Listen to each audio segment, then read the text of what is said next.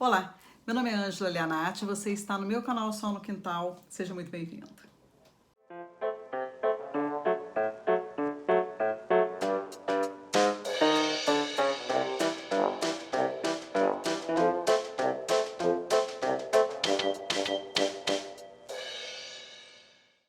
O vídeo de hoje eu gostaria de dizer para vocês que é o primeiro vídeo que eu vou fazer em parceria com a queridíssima editora Rádio Londres, editora que eu sou fã. Já tem alguns vídeos de livros publicados pela Rádio Londres aqui no quintal, mas esse é o primeiro em parceria. A Rádio Londres abriu a inscrição para as parcerias esse ano e no final do mês de junho ela publicou todos os parceiros, né, a seleção dos parceiros, e eu estava entre eles e foi um momento de muita alegria para mim. E agora a responsabilidade de ser parceira da Rádio Londres, né? Vamos lá.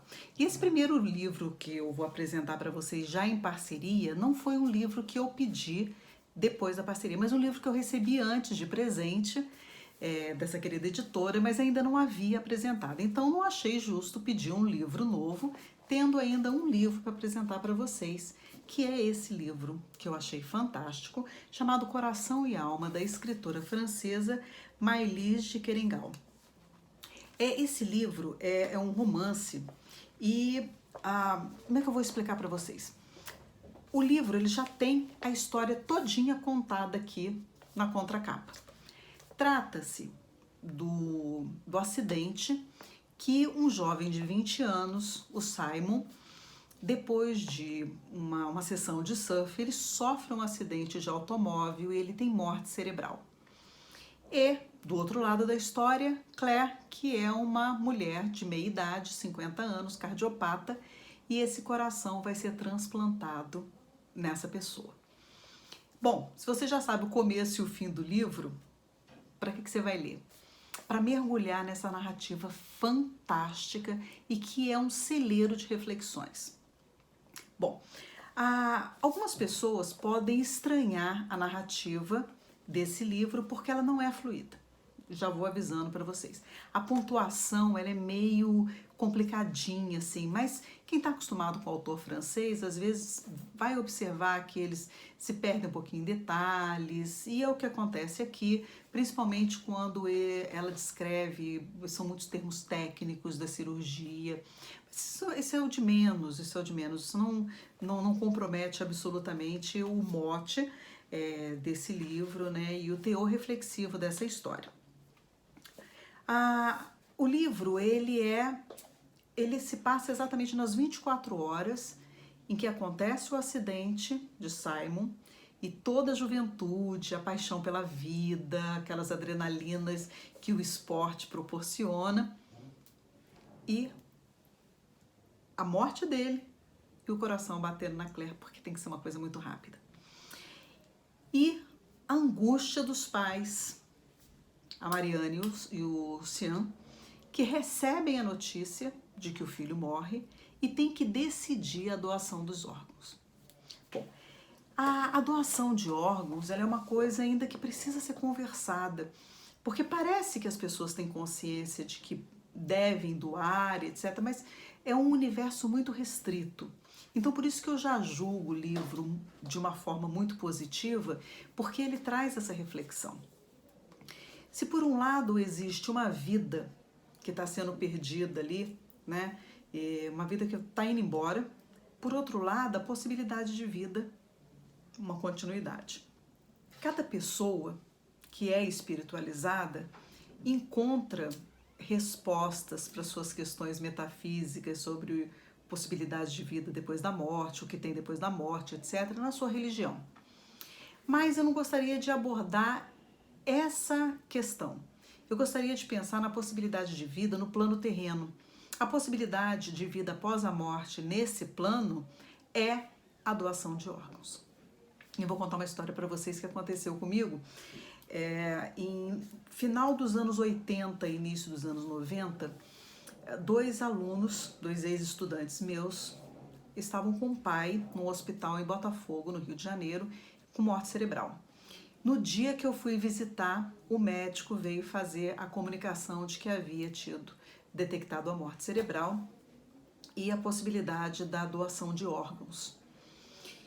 Bom, por acaso eu estava ali naquela hora. E quando o médico chamou para conversar, eu falei para eles, né? Falei, não, vocês podem ir lá, conversem e tal, e eu vou ficar aqui esperando. Vocês, não, você tá aqui, vem com a gente. E eu fui. Então eu pude presenciar esse diálogo que o médico tentou estabelecer com a família, explicando a necessidade da doação de órgãos. E qual era a queixa deles? Que quando as pessoas souberam que o pai havia tido morte cerebral, foi uma quantidade de gente procurando, porque a morte cerebral daquela pessoa era a possibilidade de vida de muitas outras. Então as pessoas pedindo rim, fígado, coração, pulmão, córnea, e eles diziam assim, mas são muito urubus, meu pai ainda está respirando, o coração do meu pai está batendo, então é muito difícil para o leigo, para quem não é da comunidade científica, para quem não é da área de saúde, entender que aquele coração que está batendo, ele não tem mais nenhuma possibilidade de vida, que ali é um tempo contado para que ele vá parar de bater. Porque se não existe um fluxo sanguíneo para o cérebro e não existe reatividade cerebral, não existe mais vida, não existe mais a possibilidade. E é isso que as pessoas não conseguem entender, elas ficam à espera desse milagre. Então, quando o médico começou a conversar com essa família, o médico dizia, olha, são muitas pessoas que podem ser beneficiadas, então, quem sabe, né, você não vai doar, tal, e aí eu vi que o rapaz, né, que era mais velho e pegou a palavra, né, a mãe estava muito emocionada, a irmã também, ele disse assim, olha, não, porque esse coração, ele está batendo e nós vamos esperar por um milagre. Porque enquanto esse coração está batendo, nós acreditamos que pode haver vida. E o médico dizia, não pode mais. Esse coração, ele tem um tempo, ele vai parar de bater. E ele dizia, não, eu vou esperar pelo milagre da vida. E eu ali desesperada, querendo dar um palpite, mas não podia porque eu não era da família. Na verdade, eu tinha sido convidada, mas não era para eu abrir a boca, né? Era só para dar uma força moral ali, ficar quietinha do lado. E eu ali, me segurando para falar, né? Foi quando ele virou para mim e falou assim, e aí, Ângela, você não acha que eu tô fazendo certo? Aí eu falei, então deixa, né? Deixa eu meter a minha colher aqui no meio. Eu falei, olha, eu acho que o milagre que você está esperando, ele acabou de chegar. É o milagre da continuidade da vida. Se seu pai pode fazer alguma coisa ainda em vida, né? Se existe alguma coisa que ele possa fazer, é a doação de órgãos para que outras pessoas continuem.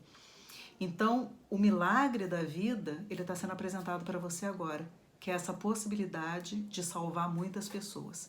Então, pensa se seu pai não iria ficar muito feliz de ser o portador, né, dessa continuidade para tantas pessoas. Eu acho que sim. Então, está nas tuas mãos, mas eu gostaria que você pensasse numa outra possibilidade. Não é um milagre que você está esperando, porque o corpo do teu pai, ele está limitado agora, algumas horas somente, porque os órgãos vão entrar em falência daqui a pouco.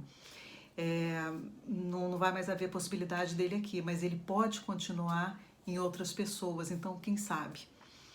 E aí ele virou para mim e falou assim, não, mas não é esse milagre que eu estou esperando, eu vou esperar pelo meu milagre. E eu não pude fazer mais nada, e o pai dele morreu horas depois, realmente o corpo parou horas depois e nenhum órgão foi doado. E aí, aquela impossibilidade, você não pode fazer nada, né? Porque eu falei, quantas pessoas não seriam beneficiadas, poderiam continuar, seriam pessoas, enfim, são muitas famílias também ansiosas por isso, e a esperança, né? A morte, por um lado, né? O final da vida. E aqui é o relato da coragem dos pais dele, imagina aos 20 anos de idade, esse menino, né, perder a vida e os pais na coragem de dizer, não, ele pode continuar. Então essa aqui é uma história, na verdade, não é a história de um transplante, é a história de um milagre da vida depois da morte. Então não é um livro metafísico, é um livro físico, mas de uma abordagem, uma reflexão muito profunda. o milagre da vida não é exatamente da forma como a gente imagina, né? Que, enfim, é um milagre porque há uma continuidade, uma possibilidade. E para os pais, fica aqui a questão, né? A possibilidade do filho continuar vivendo no corpo de outra pessoa. Então, gente, esse aqui é um livro muito impactante se você se propuser um mergulho nas reflexões que existem aqui. As questões de vida e de morte e o que é o milagre da vida após a morte nesse plano terreno, né? A possibilidade de continuidade.